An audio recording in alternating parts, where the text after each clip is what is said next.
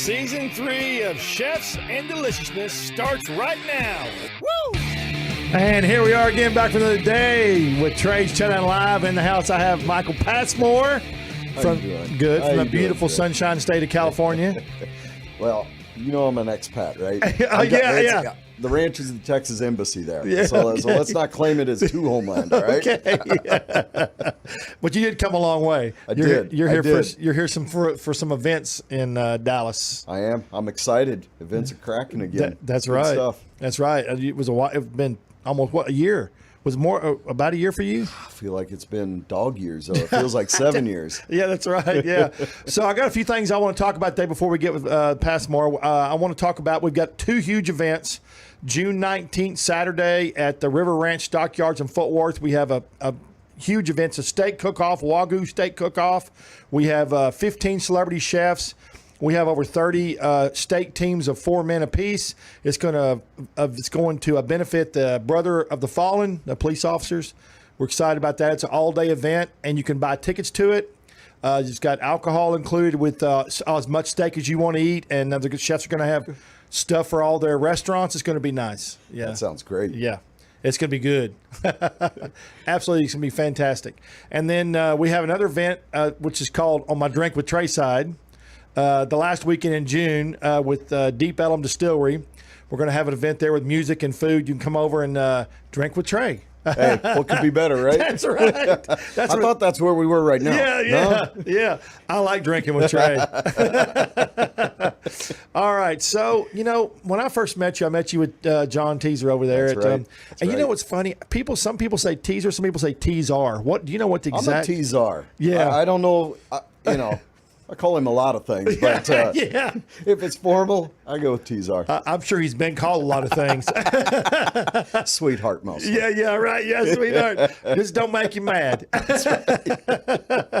I met you over there, and I remember that day was so funny because John told me to come by. He wanted to show me some stuff, and I met you there. That's the first time I met you. That was 4 years, long time ago. That's several years ago. Yeah. Yep.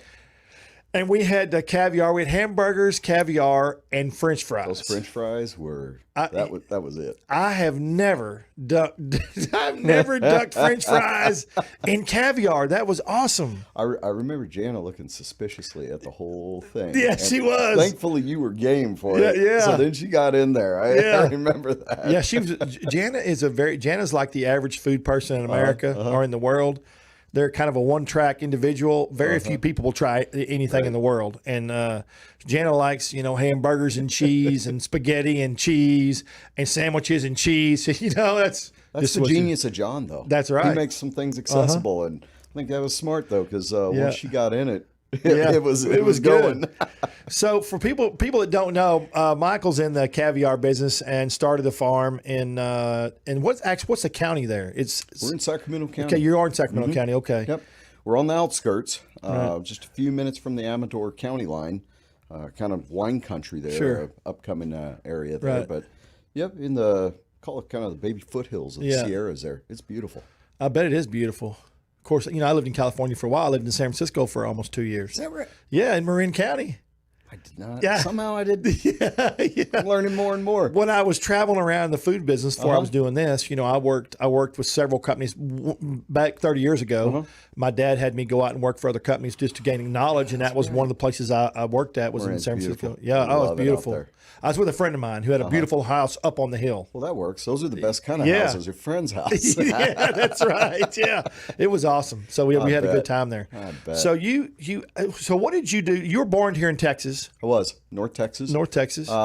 Actually, I take that back. I was born on a military base. Right. My dad was in the military at that time. Vietnam War era Right. there, and so we were born there, and then they took me up to Minnesota. He was doing his what do they call it? His residency there at the Mayo Clinic, and then back here, and that's when we settled in here. So from 1972, I'll share it right there, and from then on, we were here until I went off to the Marine Corps, and then came back for a short stint, and ended up moving to California in 1999. You know what? Here's a funny story. My dad was on the board of directors of Mayo Clinic. Is that right? Yeah. In a small world. We got to do drinking with Trey here because we've got some things going on here. Isn't that crazy though? It's awesome. I mean, that's how small the world is. That's unreal. That's what I always say. You don't want to ever piss anybody off because the world is too small a place. It's a small world, especially now with social media. Absolutely. So you did, what did your dad do in the Marine Corps? My dad was in the Army, actually. Okay, Army, okay. You know, so I had to do one better, of course. Okay, right? yeah. You know, I mean, come on. But, he was a physician. Okay, Yep. Cool. Yep. And you had no desire to do that? No, that was not my calling. Yeah. It just never really interested me. Yeah. So let's talk about this. So you moved. Did you meet John before the farm or after the farm? Boy, that's the Wayback Machine. I know how I met John. It was through Rick Moonen. Okay. So back, Rick knew John from when John was working for him, I think, in New York City. Right. Is when that came to be, or maybe it was RM Seafood. I forget it now. Okay. I think that's how it was a while ago. Yeah, I'm pretty sure that's how that connection. And gosh, known John for many years now. So you moved to California, and you stayed out in California, obviously. I did. So tell me how you got, because the caviar business, a lot of people know caviar is, but they don't understand the in and outs of caviar. Sure. And so this is when I sat there talking to you that day. I was interviewing you because that's just what I do. I talking to you, you get understanding about the caviar business, and I just thought it was a neat deal. So kind of tell me how you got started. How did you make the switch from what you were doing to being in the caviar business? Because that's a big leap. It was all about Vandy and I, my wife. Right. You know, and that's really what got me to stay out there. You know, met a girl, got married. Kind of liked her. Hey, we're staying. Yeah, I understand that. We wanted a little bit of elbow room. And so in that housing phase, during that time, a lot of people are just bouncing up to bigger and bigger houses. Right. We kind of stayed where we were at and started looking for some dirt. And that's really the pivotal time there, because the dirt we found that worked for us, met our needs, was next door to a fellow named Ken Beer. Ken Beer, he's kind of the OG of Sturgeon there. Okay. And has ultimately become a great friend, a mentor, and, have just worked with him and always there for, he knows, he's forgotten more than I know. Right. He's part of the team at UC Davis. Okay. Back in the early 80s that was really pivotal in figuring out sturgeon culture. Right. You know, it's not just natural to figure out how to raise a particular species or animal. And so he and some of the team, I believe he was doing his master's there at that time. And had we not purchased that piece of property, Trey, none of this would be... You will be talking about caviar. Yeah, and it started out as a hobby. Right. You know, my idea was, hey, I'm going to make this land work for us. And, gentleman farmer, so to speak. Right. And hobby farmer. I was going to go out there, feed the fish, have a beer and harvest once a year and be good. Right. And so that transitioned at a point, and we started getting into the farmers markets there. Right. Well, Sacramento, lo and behold, I know we've got farmers markets Sure. here in Texas, but it's not. It's different. California is huge on the farmers markets. So Sacramento has the largest one, longest running. It's massive. On a good summer day, they'll push 20,000 people through that thing. So what all do they sell at a farmer's market there, like in Sacramento? What all they sell everything? Well, Dan, the guy who runs these particular ones, right? He is a farmer's advocate. Okay. He doesn't want the band. He doesn't want the breakfast sandwiches out there. And that's why I always loved him. He said, he goes, here's how you decide if a market's good or not for you as a farmer. He said, if you see people with coffee and a sandwich in their hand, he goes, that ain't the farm. He goes, you want bags, carts. Right. He goes, that's what you want. And right. those are the kind of things that he runs. And so that was pivotal for us, because that's where we began to, a lot of the Sacramento area chefs, they shop there. Gotcha. Whether it's for smaller amounts or they come up and pick up their larger amounts for their restaurants. But that is where I met a fellow named Randall Selland. And he's another kind of godfather of food in Sacramento. And so a lot of chefs have done their externships or something through that kitchen. Longtime restaurant family there, run a great operation. And so then we began to branch out a little bit into some of those. And as you well know from being in food, a community's community's small. Yeah. And so we kind of didn't know what we didn't know at that point in time.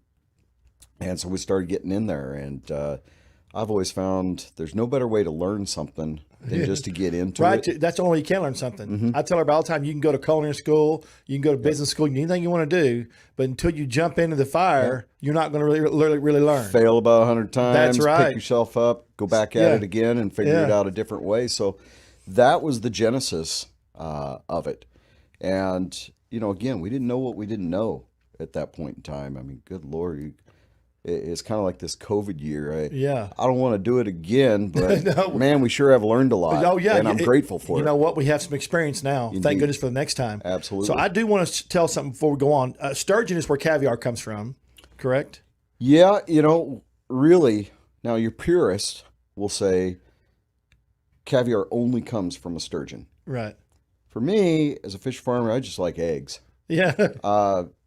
Caviar is any cured egg from a fish, because I love all those eggs. Right. And to me, it's a lot like wine varietals.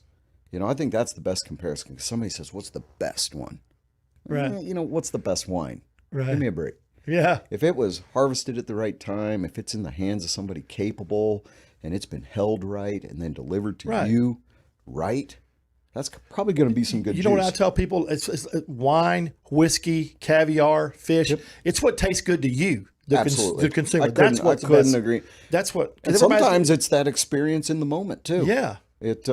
You ever had your favorite restaurant and you think it's just the best thing, and then you bring some friends and they didn't quite think it was quite as good. And you start thinking about it and you're like, well, actually, maybe it's not really good food, but I like it. Yeah. That's my spot. That's right. where I've had good times. Well, you know, being a restaurant food critic and reviewer, you know, I get that all the time. This is the best place. This is the best barbecue. This is the best fish. This is the best restaurant. Right. They make the best cocktails you'll ever see. But in truthfulity, that's their favorite place.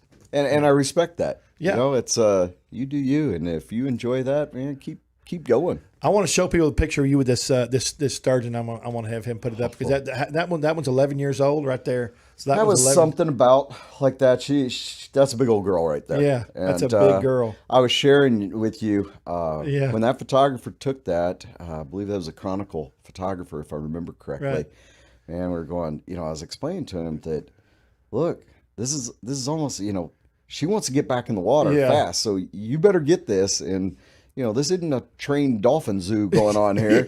And you know, it's like, I mean, you being in the cattle business, you understand, like, when they don't want to go somewhere, so it's best to just kind of work with them and not try and impose your will on them. You can't. And I'm at a disadvantage in there because I don't have flippers. Right. I'm standing, right. You know, and that animal is so much stronger than I am in How that much water. does she weigh? She's probably about, that's probably about $130.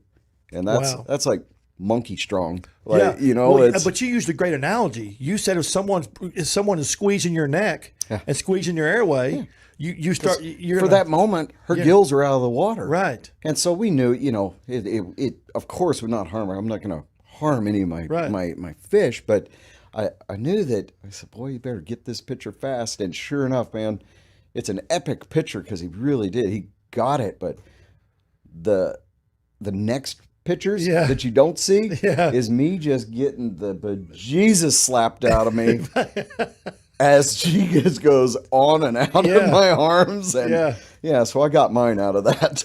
So what you had a deal there. You had on that picture. There's a deal there, and what it's like a little it's a little, call it a live car. Okay. Yeah, and that's right there. It's a live car. We were talking about kind of in relation to cattle, like you do there. Pins. It's like pins. Right. Yeah, and so then you're able to work them within, and so as we're deciding which caviar, which fish is at a point that we want to harvest the caviar, because we make a little small incision, and we extract some of those eggs, and we're looking at them. I want to see what the texture is. I want to see what it tastes like raw, because if it doesn't taste good raw, it's never getting better. Right. You know, no amount of salt is going to make that taste any better. Right. So if it's not at the right spot, if it's immature, or if it's going to tretic, which means the fish is going to start reabsorbing it into your body, then we put that one back to pasture basically, we'll come visit them again next year. So let me ask you a question. How can you tell? Because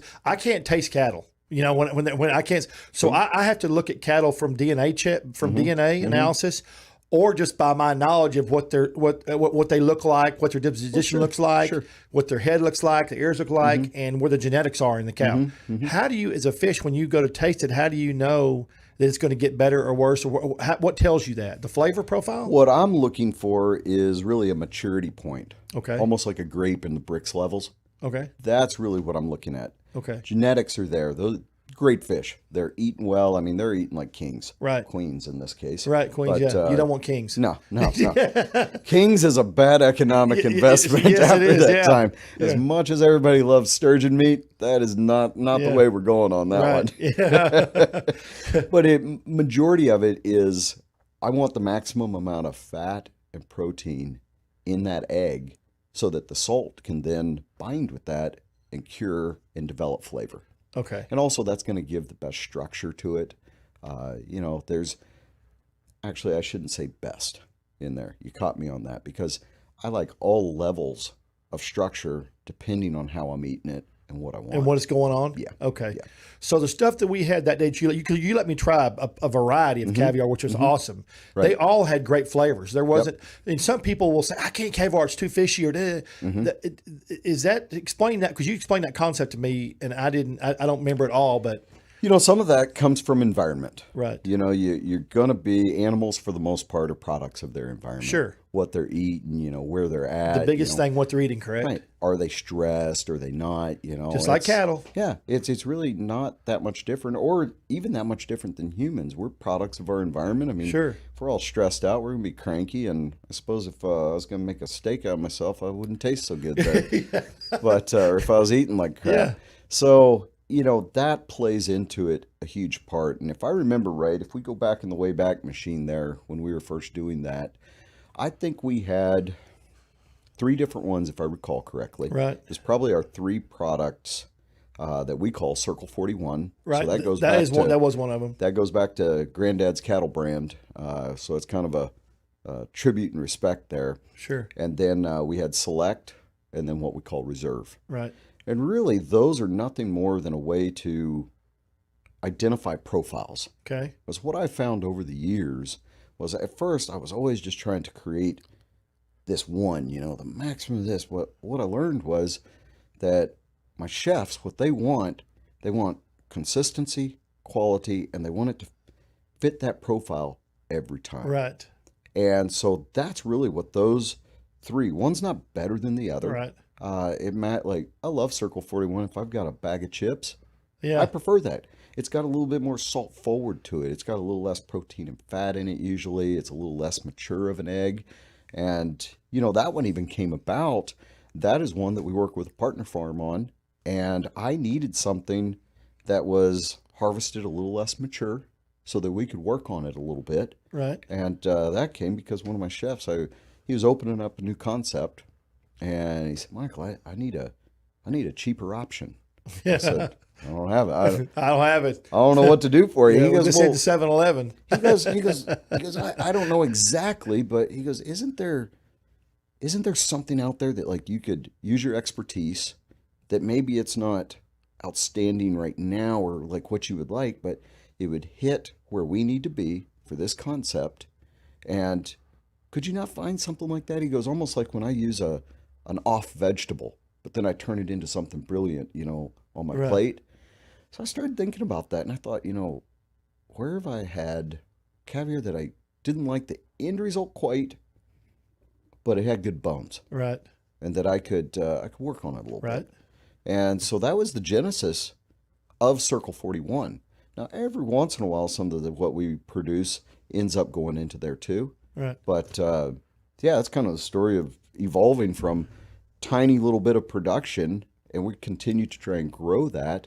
But demand and working with other farms and stuff has become a real staple of what we do. Well, it was also your passion in the business that you're in, and not wanting to give up, but wanting to broaden your appeal. Yep. Yeah. It was really that was one of the things that we was key to us is that the ranch has become a place. Right. And the ranch still grows, and we still do everything that we ever done there. It's our homestead. That's where we live. That's where we, that's home. Passmore as a brand has been a lot of fun because, we're in the planning stage of a new processing facility that's going to give us a lot of food production capabilities too. So, shoot, when we sit down again, when we have Trey's drinking, I'm probably going to have a whole bunch of, different smoked products and some, John and I, he's really amped about fish. If you harvest them early, they'll have this really beautiful fat in them, and it's like a string of it. Right. John is so hot to try it on he likes that. Almost like a butter product. Oh man! And just like it is so luscious. You spread that on a little toast. Yeah, well, it's kind of like the meat butter. Same thing. You spread that on. You cut the bone marrow. You cut that, and it's just. Yep. And it's funny because people either love that bone marrow or they hate it. It's just there's no in between with it. Well, you know what? I like it spread on some bread. And I actually like those folks who don't like it. Yeah. Because it's more for me and you. That's right. Well, it's funny. It's a refined taste, but if you love the culinary arts, and you love food, and you love eating and enjoying what you do, then you're going to try all kinds of stuff. And I always say I'll try anything 3 times. And 3 times. Because one time it could just be off. Yeah. And I'll even give it a second because maybe whoever's cooking or preparing, maybe it's still, but I'll give it 3 times. And if by the 3rd time I'm a little off on it, that's not my taste, but I'll try anything. 3. That's my theory with restaurants. When I'm critiquing a restaurant, I give them 3 times because and I don't ever go right when they first open if it's a new opening because that's just impossible. You can't do that. That's silly. And even if I do go to a party or something, I discount that because it's just not. It's not a different experience. It's not the way it's going to operate daily basis. They're not front of the house, back of the house isn't ready. They're all trying to get their stuff together and figure out what's going on. Their menu's going to change 3 or 4 times, and that absolutely not first 90 days. And so but you said something a while ago that was interesting. You said it works for fast food, it works for fine dining, it works for food trucks. You said the key was consistency with your caviar. That's it. Is it not the key to everything? It's key to anybody selling food in a food truck, any celebrity chef selling stuff, any fast food restaurant. The key is, and who taught us that? Long time ago, the McDonald's people. Anybody, consistency's key. Well, when you've probably been there when you might have heard somebody go, "Oh, McDonald's," and they ridicule it or something if it's a cook or a chef maybe, and I say, you wish you were that consistent. Yeah, that's right. Because you could go I wish I was that consistent. Yeah. I mean, we're pretty good at making sure every time a tin or a fish goes out, it is the same expectation. But man, if I could get as good as McDonald's at that, I mean, anywhere worldwide you go, you're going to get that same thing. It's amazing. And my family's owned all kinds of restaurant concepts. And I will tell you, still to this day, McDonald's is the only one that I've ever been to anywhere. And I've been to them in Italy. I've been to them everywhere. And it's always exactly the same. The French fries the same. The hamburger's the same. It's astounding. They mastered it. Yep. It's astounding. And they've mastered real estate too. Right, absolutely. Got smart, right? Yeah, they did. So when you say consistency, it was nice to hear that because and I know that, but it's just when somebody says it, it resonates with you. Trey, when we kind of came into that, we were doing some exercises, looking at ourselves, and we were looking at who and what we were, what are our goals, and a good friend of mine, she's asked me, she goes, well, give me the elevator speech. And why? She's like, what do you do? Well, at the time, good Lord, we had goats out there. We had sheep out there. Yeah. We were running 10 acres of row crops of culinary vegetables. Oh, we were, we got fish. We were raising our own fish. Yeah. We're working with other partner firms. We got their fish. Working with some contract processing, bringing that in. We're processing. We're doing all these things. So it was a scramble in my mind for a moment. Then I was sitting there and I thought, no, what we really do is we serve chefs. That's right. Yeah. That's all we really do. Right. Because it doesn't matter what it was or anything else. My chefs count on me now, whether it's a home chef, as we call them, or a professional chef.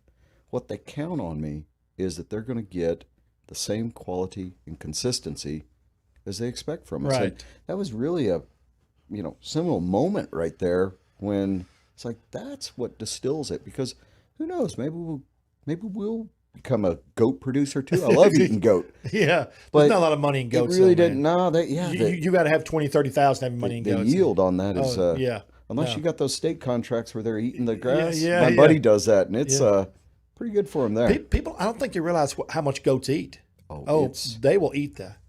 They come out to the ranch, and he summers them out at our place. Oh. And my neighbors, we've kind of got this coalition out there. There's just all about the 1,000 acres between all of us right there that's bounded by the river and these two roads and such.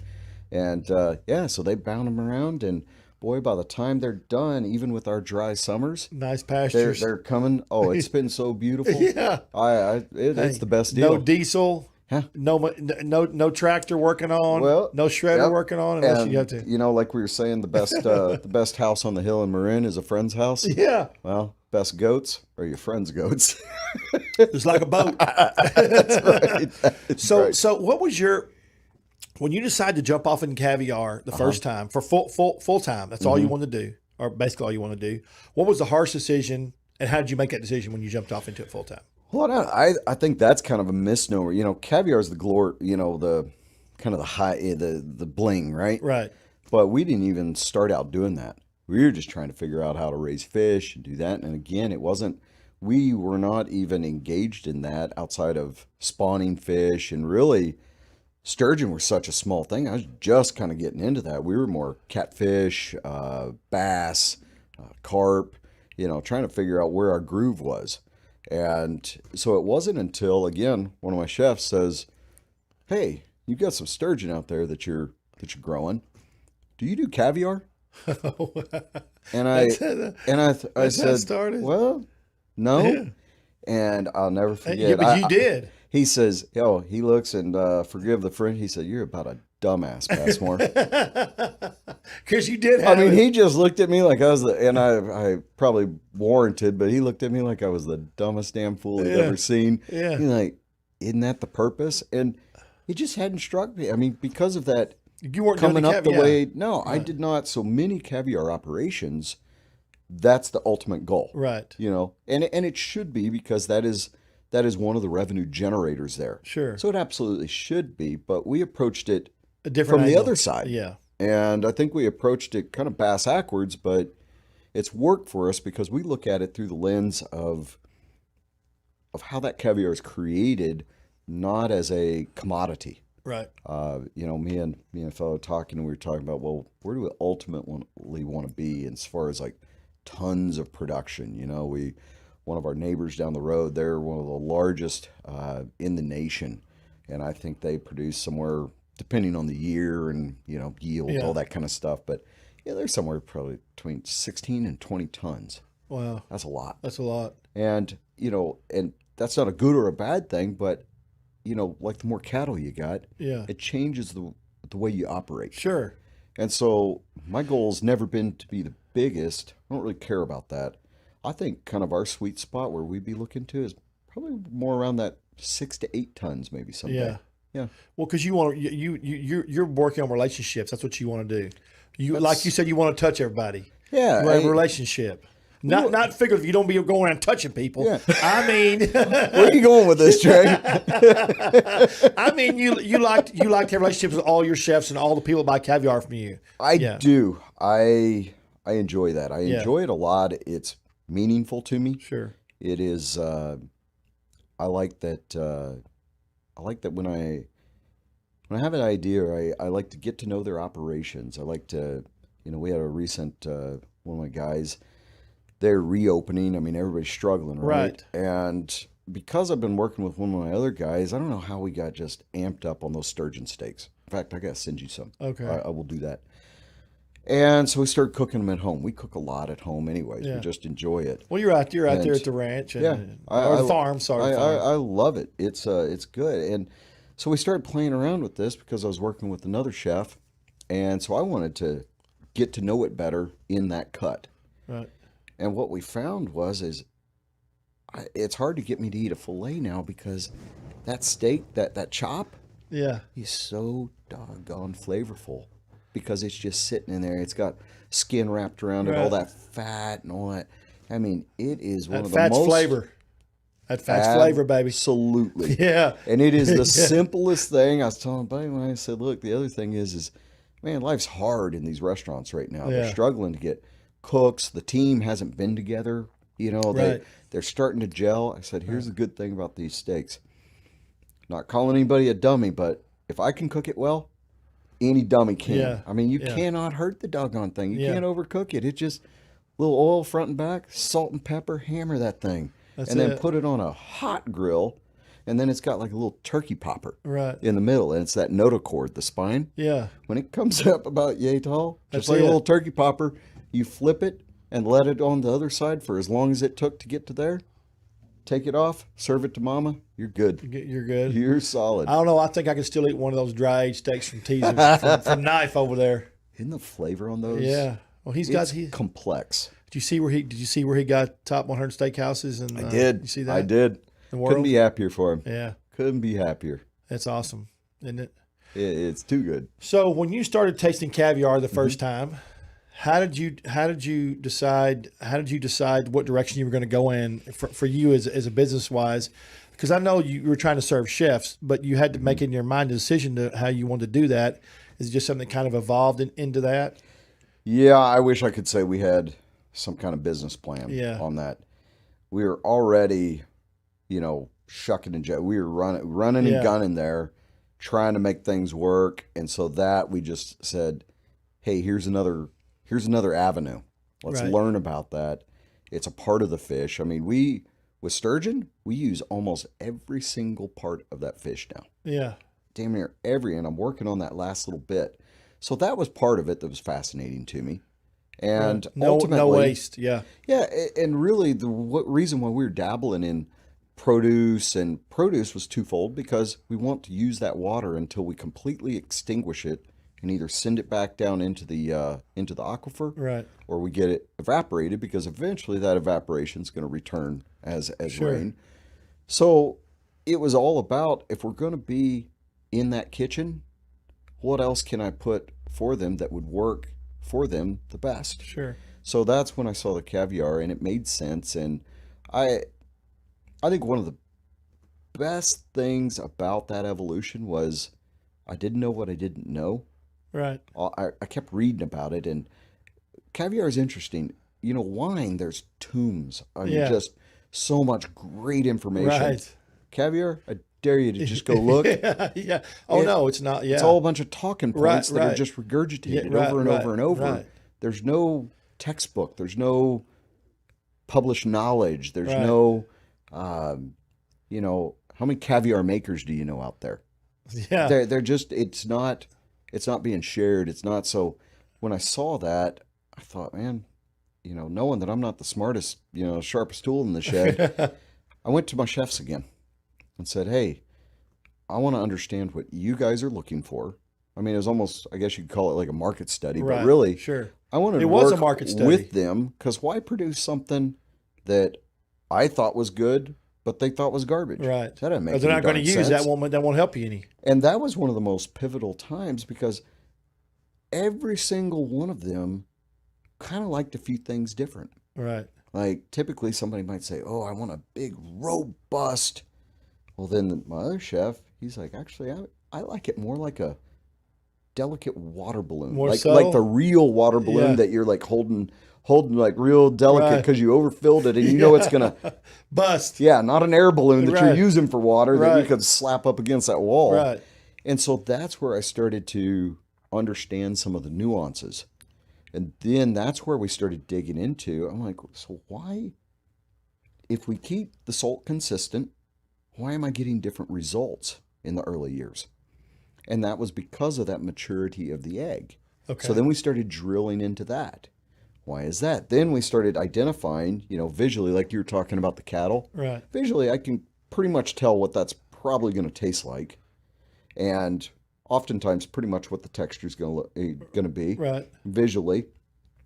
So then we started manipulating the salt. Where did we want to go with that? And how do you manipulate the salt in the fish? What you feed them? Well, no. This is at the curing stage. Okay. This is when we've already harvested it. Okay. So now we're looking at these eggs. We know that, I could tell you where it is because I've tasted it I know basically from that. Now, I do look forward as we continue to evolve, we're going to get more scientific about that. Sure. Actually, scientific's not a great word for that, Well, but more data. And we're going to start extracting and understanding it more. Yes, from your education. Yeah. Yeah.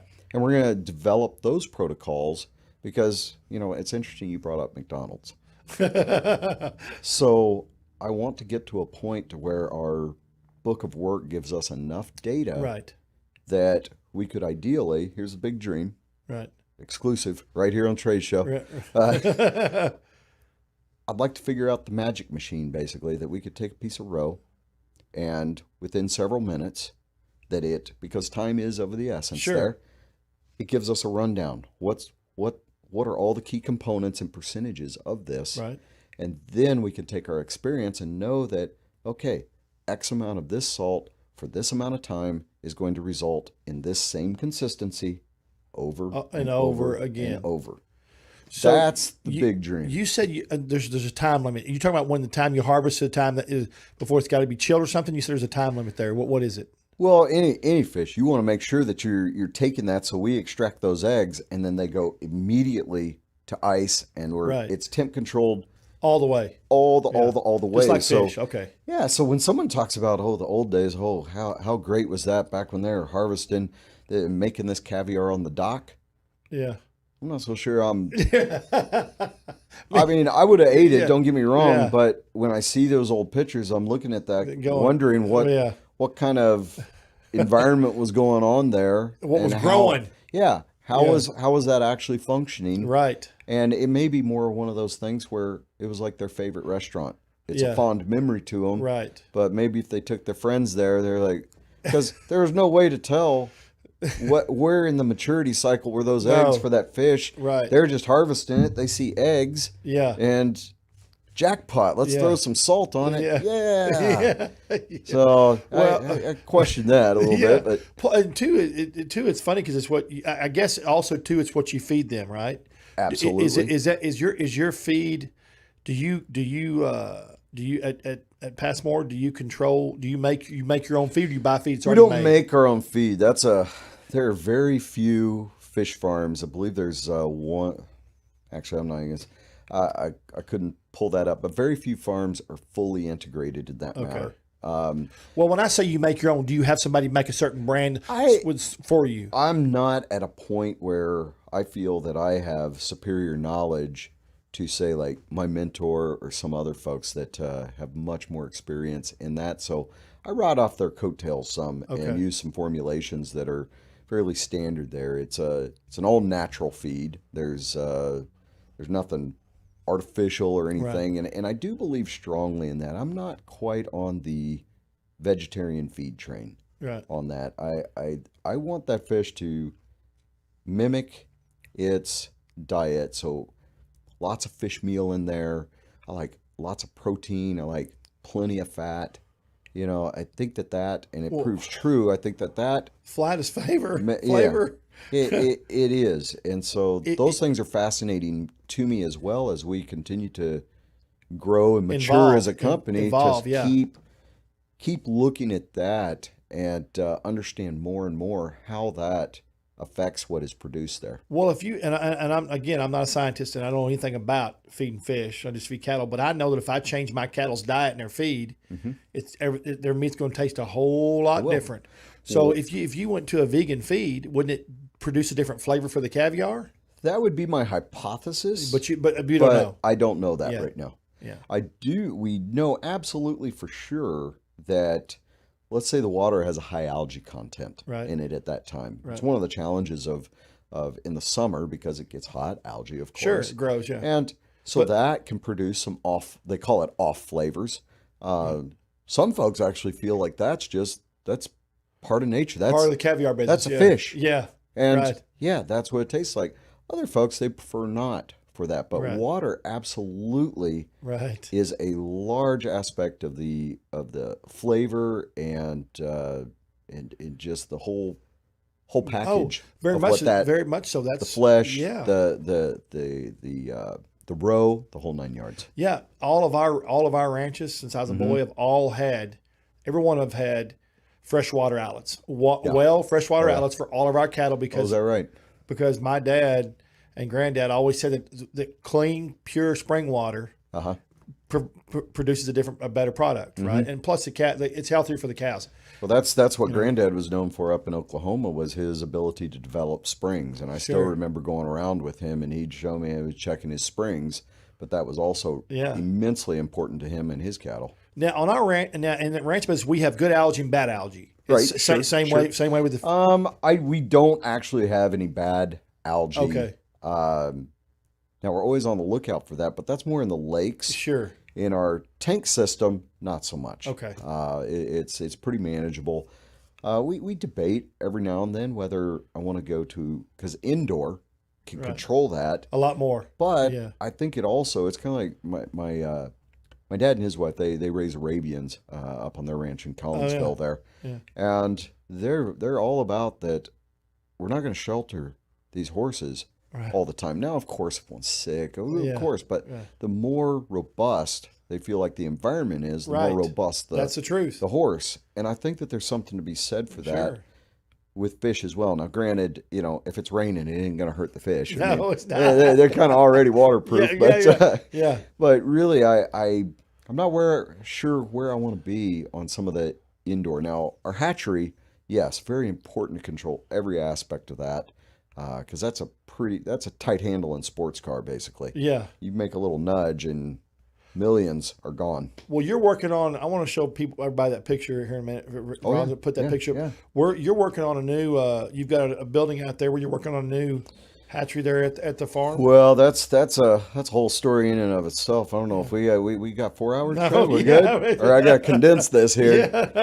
So kind of the story out there. We got into our first 40 acres.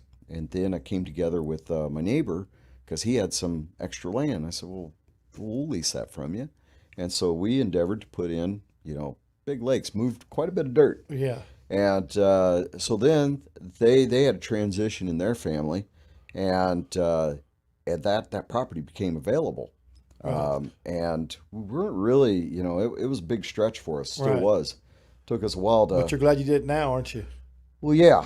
Now. The problem, though, is let's just say there were different building standards than perhaps how I would build something. Sure.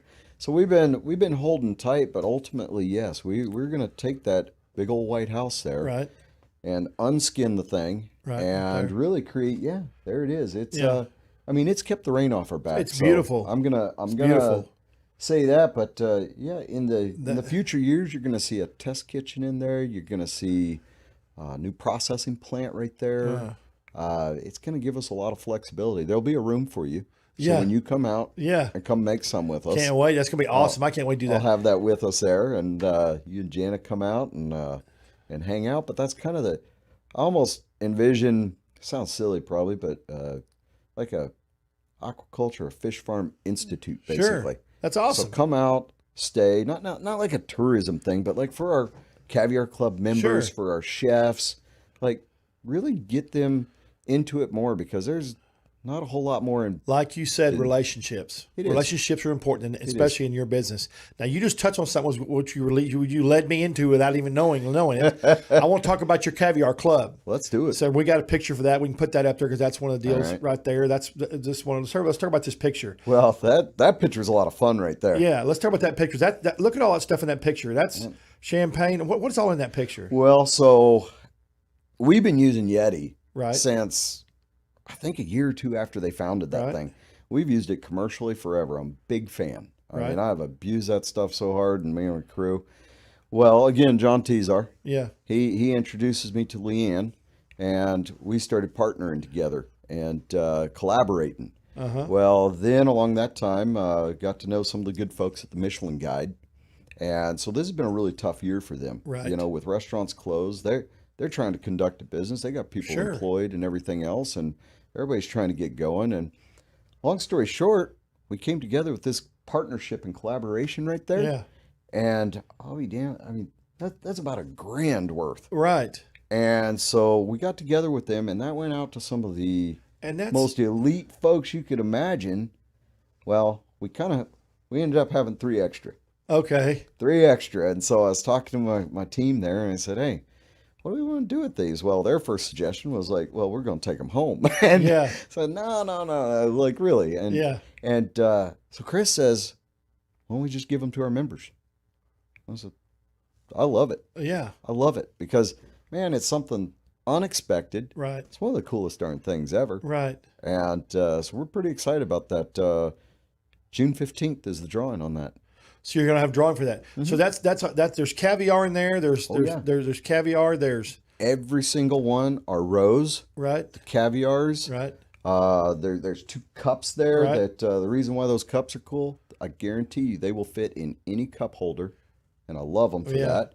Got your little Yeti lunchbox there. Right. That you ask anybody at the ranch, I take it with me all the darn time. What is that really cool spoon thing right there? That is a mother of pearl spoon. And it is gorgeous. So it looks beautiful in the picture. You got your spoon. You got everything. You got some. Oh, wait, that's a spoon for the caviar. Oh, we're fancy. You're fancy. We're fancy. little creme fraiche on there too. Yeah. And then our friends over at Starfield Winery. Right.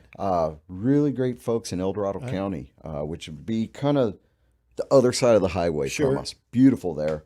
We were just chatting, and I said, well, it doesn't feel right to send them all this stuff without some bubbly. Right. So they said, hey, man, we're in. That's where the bubbly came from. Yep, absolutely. So together, man, it makes for a pretty nice deal. So if someone's in the Caviar Club, explain real quick how the Caviar Club works and the process, which I think it's a fantastic idea because, as you and I have talked about many times, relationships, but if somebody's doing your caviar, especially an individual, you want them to be able to use it, and it's a monthly deal, correct? Well, we have evolved from there. It started out monthly. Right. And then we saw that we wanted to keep making it easier and easier. And so me and my marketing partner, Eric, boy, that's a labor of love. Oh, it's like the choosy. You can choose. I mean, it's like Burger King. Talk about McDonald's. Yeah.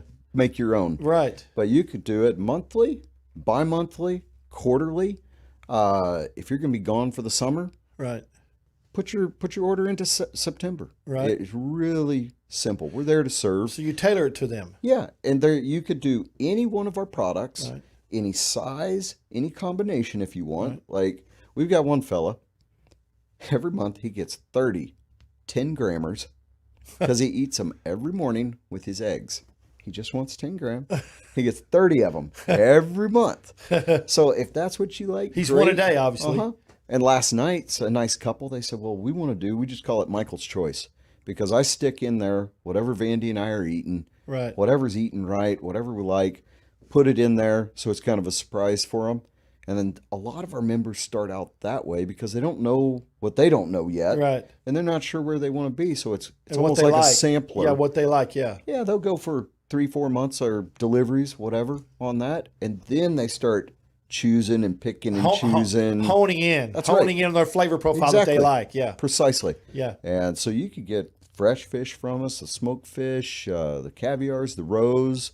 We do a lot of chef collaborations, so we got some really neat recipes because that's the other thing, like Janet, you're saying. Yeah. Well, she doesn't have a lot of experience about that. So those things can be frightening, I guess you might say. That's kind of silly to say frightening, but unfamiliar. Right.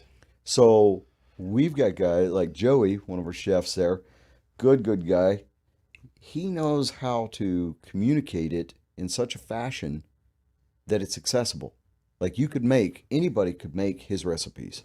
And so I think that's important too. So this is right here. We have one of the cans. Now this is it's such a beautiful can. But is this the normal size that goes out? What size can is this? This is one of the sizes. This is a 125. Okay. 125 grams. So that's plus or minus about 4 ounces. And math serving me correct, that's about a quarter pound, right? Okay. Or something like that. Yeah. So that, I mean, we could make pigs out of ourselves on that. Okay. That'd be a whole lot for 2 people in one sitting, but I think you and I could do it. Yeah, we could do it. We do French fries. We get some French fries. And you said you had some. What was the one the guy orders to eat every day? 10 gram. 10 grams. So that would, if 30 grams at 28.35, about an ounce. Okay. So 10. That's about a third of an ounce. Okay. And it just depends on where you're going. I mean, it's there's something for everybody there. Yeah. And the most exciting thing to me is not only folks getting to enjoy that, but I love it when we were out in Orlando again with John. Is this the John show? I guess so. Yeah, I guess so. I was out there too, Jan. I flew out to Orlando for the restaurant too. Yeah, yeah. I loved it. It's gorgeous there, and so we sent out a message to our members. Said, hey, if you're in the area, we'll be out there. Yeah, hit us up. We'd love to treat you to join us at the table. Right. You've eaten with John. Chef's table. Yeah. Come on now. No, that's a crushing when right I was there. in Orlando, he just kept bringing me stuff. I know. I kept telling Jen, okay, I hope this is the last one, and I'm not going to not eat it. It's how they love you. Yeah, I know. It's how they love you. Hey, just like an old Italian mother, right? She just wants to keep bringing you food, and I still love it. But yeah, he kept. The food was just. And then we went to the desserts. He said, I'm just going to give you dessert. Oh, it wasn't. What dessert? It was like 4 desserts. It all comes out. And so these members that are sitting there, like, they were not familiar with that stuff. They're like, this is unbelievable, and of course John's a character. He's just, they're loving getting to have some interaction. And so it's the melding of those two worlds, and it creates special experiences that are memorable, that were a good time. And that's what I really enjoyed about it. It's also, I've always enjoyed connecting those two worlds because, now they are a fan of John's forever and a day. And they will go sit their butt in that seat and enjoy it again and again and again. So you're introducing the people that you really admire and work with to new audiences that you're beginning to learn and really enjoy them. And then even within our club, that's been some of the most fun things too.